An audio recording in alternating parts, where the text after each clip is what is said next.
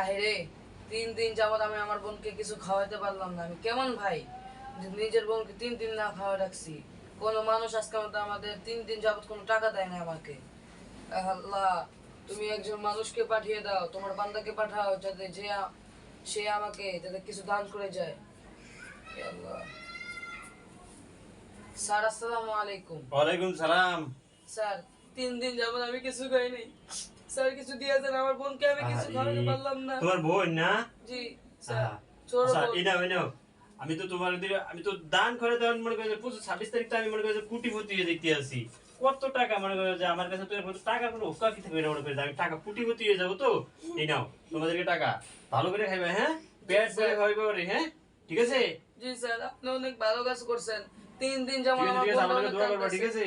জি sir, আমি দোয়া করবো যাতে আল্লাহ তাআলা আপনাকে এই বাংলাদেশের সবচেয়ে বড় কোটিপতি যাতে দান করেন টাকা। ঠিক আছে, হ্যাঁ? ঠিক আছে, তুমি ভালো থাকো, হ্যাঁ? ওর বেশি করে খাইবা, কোনো কষ্ট দিবে না, ঠিক আছে? জি স্যার। Okay. আসসালামু আলাইকুম। ওয়ালাইকুম আসসালাম। এক সময় আমি মানুষের ভিক্ষা দিতাম, আর আজকে আমি ভিক্ষা করতে আছি। মানুষের যে কোন সময় যে কি বানায় আল্লাহ এটা ভালো জানে।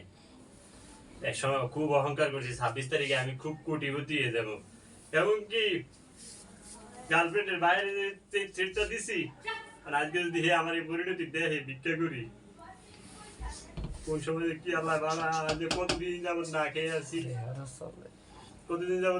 আছি, কেউ আমার 2-4 টাকাও দেয় না। আমি একসময় মানুষের কোটি কোটি টাকা দিছি। এই 26 তারিখ করতে করতে 26 তারিখে আমি মুকেশ আম্বানি, বিল গেটস হয়ে যাবো, আর আজকে আমি সেখান থেকে ফকির হয়ে গেছি। কেউ আমি এতদিন না খেয়ে রয়েছি। আল্লাহ একজনের পাড়াও। আল্লাহ। আসসালামু আলাইকুম। আসসালামু আলাইকুম স্যার, আপনি এখানে? স্যার আপনি না 26 তারিখে? তোমার না চিনতে পারলাম না। স্যার আপনি আমাকে চিনতে পারলেন না? আপনার মনে আছে আমি একদিন ভিক্ষা করতাম, আমি আর আমার ছোট বোন? ও হ্যাঁ, ওই তোমরা যে তোমার ছোট বোনটা কই আছে এখন? ছোট বোন তো 5 স্টার হোটেলে থাকে, আমি ওকে 5 স্টার হোটেলে দিছি। আসলে আমরা কিছুদিন যাবত আগে আমরা কোটিপতি মালিক হয়ে গেছি, আমরা মানে একটা কোম্পানি খুলছি এখন। কিভাবে, কেমনে, কি সম্ভব? তোমরা না কই ভিক্ষা করতে আগে? জি আমি স্যার। তোমাদেরকে ভিক্ষা দিয়েছিলাম। জি স্যার, আপনি যে কত টাকা দিয়েছেন এতে আমার অনেক লাভ হয়েছে, আপনি জানেন না। আপনার যে টাকাটা আমি মনে করেন পানি কিনে আনছি, চিপস কিনে আনছি, মুজো কিনে আনছি, আস্তে আস্তে করে আমি আমার ব্যবসাটা বাড়াই।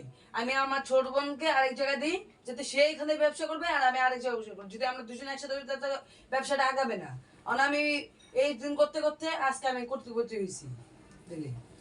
তা স্যার আপনি এখানে কেন আমি বুঝতে পারলাম না। আপনি না বললেন যে 26 তারিখে আপনি না কোটিপতি হয়ে 26 যাবেন? তারিখে তো আমার স্টোরে আমি মনে করছি যে আমি কোটিপতি হয়ে যাবো। ঠিক আছে, আমি ফকির হয়েছি, যে হারে বাকি খাইছি আর যে হারে মানুষের দান খয়রাত করছি, আজকে আমি নিজেই খয়রাত দিয়ে গেছি। কি বলেন স্যার, এটা কিভাবে হলো? আপনারা ব্যাংকে বলছেন কি 26 তারিখ আসলে আমি কোটিপতি, পুরো বড় লোক এই আজ বাংলাদেশ। আমি 26 তারিখে কোটিপতি থেকে আমি ফকির হয়ে গেছি। আমি আজ কতদিন যাবত না খেয়ে আছি, কেউ আমার 2-4 টাকাও দেয় না। ঠিক আছে স্যার, আমার কাছে কিছু টাকা আছে, আপনি এটা নিয়ে নিন, সমস্যা নেই। দিল্লি এই যে নিন স্যার। আর আপনি যখন এতদিন আমি ভিক্ষা দিছি, আর আজকে আমার এই ভিক্ষা দেয় আল্লাহ। সমস্যা নেই স্যার, আপনি এই কার্ডটা রাখুন। দিলে আপনার যদি কোনো সমস্যা পড়ে তাহলে আমার কাছে এসে পড়বেন। আর আপনাকে এখন ব্যাখ্যা করতে হবে না, আপনাকে একটা 5 স্টার হোটেল দিয়ে দিয়েছি, আপনি ওখানে খাইবেন আর দাইবেন। আপনি আমাকে সাহায্য করেছেন, আমার একটা সাহায্য করা দিয়ে আছে। চলুন আসুন, আপনাকে আর ভিক্ষা করতে হবে না। আসুন, ভিক্ষা করার দরকার নেই, আসুন অন্য জায়গায়।